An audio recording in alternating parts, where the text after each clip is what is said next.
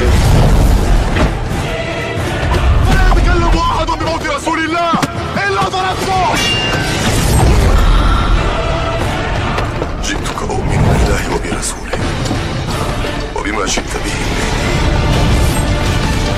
فقد أعذرت إليكم وأعذرتموني.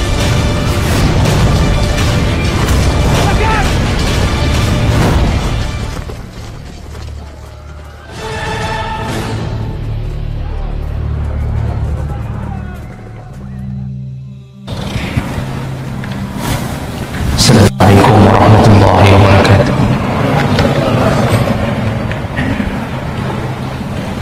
Innal hamdalillah nasta'inuhu wa nastaghfiruh wa na'udzu bihi min shururi anfusina wa min sayyiati a'malina. Man yahdihillahu fala mudilla lahu wa man yudlil fala hadiya lahu. Asyhadu an la ilaha illallah wahdahu la syarika lahu wa asyhadu anna Muhammadan 'abduhu wa rasuluhul karim. Allahumma salli wa sallim ala nabiyyina al-Mustafa Muhammadin wa ala alihi wa ashabihi ajma'in. Amma ba'd. Rabbi shrah li sadri wa yassir li amri wahlul 'uqdatam min lisani yafqahu qawli. Segala puji bagi Allah, kemudian salawat dan salam kepada Rasulullah, pada keluarga dan seluruh sahabat-sahabatnya. Bapak Ibu jamaah salat maghrib dan isya yang dimuliakan oleh Allah, insyaAllah kita baru selesai dari pembahasan fadilah surat Al-Mu'minun, dan selanjutnya surat An-Nur, Al-Furqan dan Asy-Syu'ara. Saya tidak menemukan keterangan-keterangan khusus yang memberi isyarat ada fadilah tertentu pada ketiga surat tersebut. Jadi kita melanjutkan ke surat berikutnya, yaitu surat yang ke-27, surat An-Naml, setelah surat Asy-Syu'ara. Surat An-Naml ini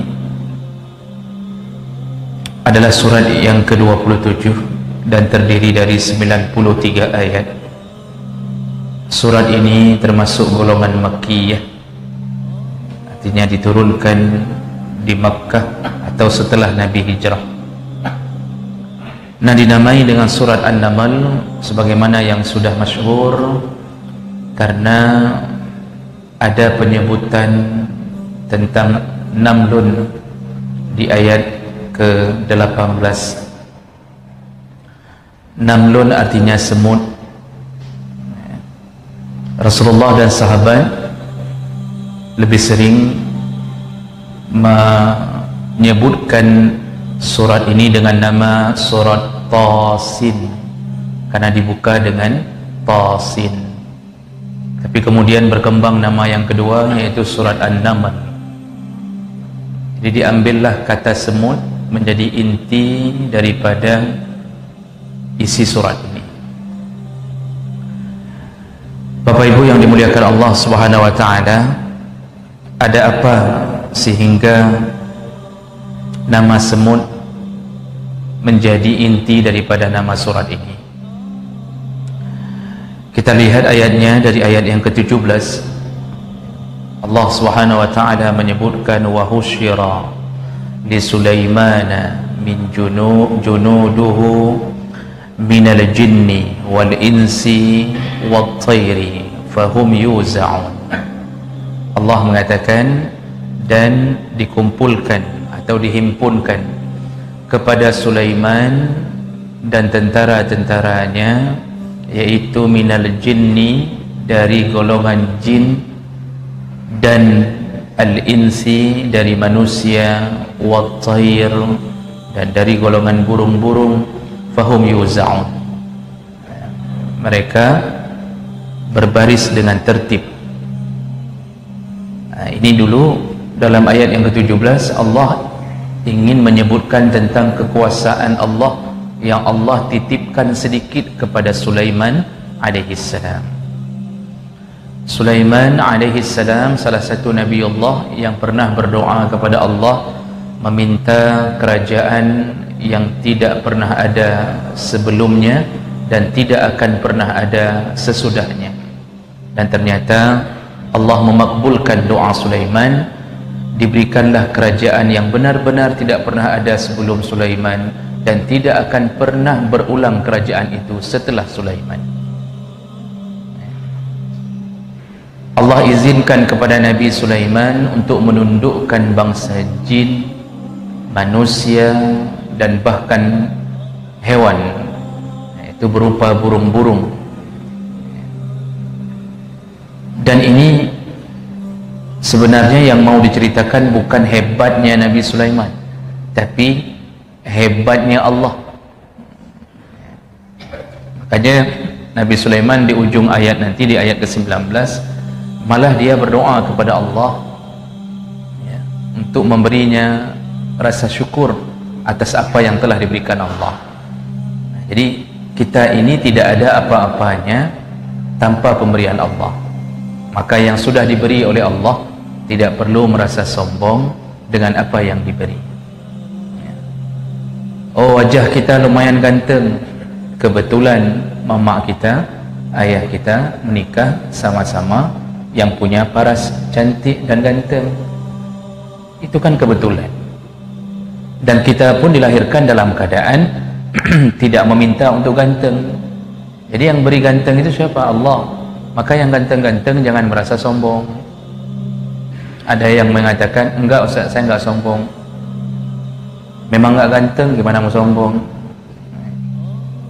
Nah, jadi kita punya kekuatan, oh hebat, tinggi badan, macam-macam, kekar, itu Allah beri. Banyak orang kekar ujung-ujungnya cuci darah juga. Dulu pemain volley, kalau terbang Masya Allah melesat bola, sekarang tercampak di atas kasur. Makanya ketika diberi Allah tidak perlu sombong, siapapun kita. Jadi ayat ini Allah ingin katakan dulu dengan membuka kekuasaannya. Itu baru sedikit yang Allah beri kepada Nabi Allah Sulaiman. Tapi ketika kita masuk surga, semua yang Allah simpan, Allah beri melebihi kerajaan Sulaiman. Itu di dunia tidak ada yang bisa menyaingi Nabi Sulaiman dan kerajaannya.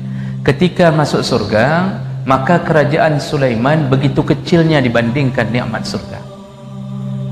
Ya, semua tunduk di bawah kita karena Allah yang memberinya.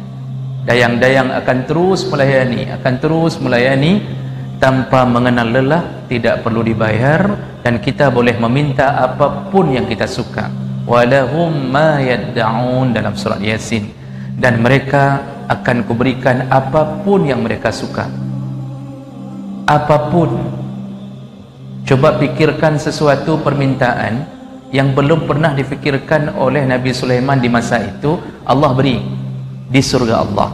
Makanya kalau mau lebih hebat daripada kerajaan Sulaiman, tunggu Allah masukkan kita ke dalam surganya.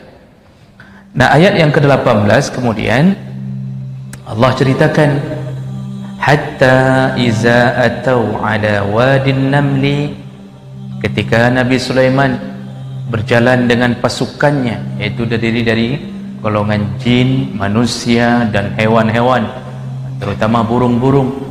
Ketika mereka sedang berada di atas satu lembah, yang lembah itu dihuni oleh para semut. Qalat namlatun, berkatalah kepala pasukan semut, komandannya semut. Apa katanya? Ya ayyuhan namlu, wahai semua penduduk semut. Betul ya, penduduk semut.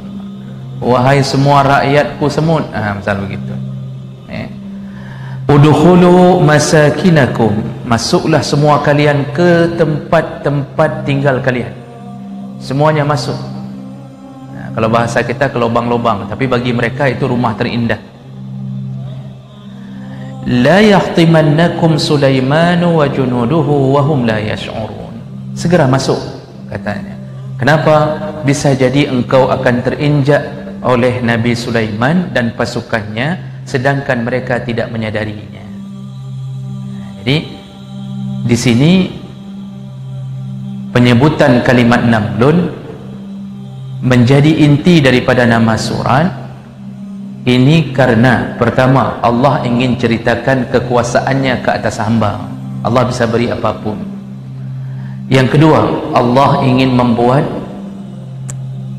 sebuah pemahaman bahawa ada orang-orang yang Allah bisa lebihkan di atas dunia ini dengan mengetahui bahasa atau kehidupan orang, kehidupan binatang yang tidak secara umum tidak diketahui oleh banyak orang.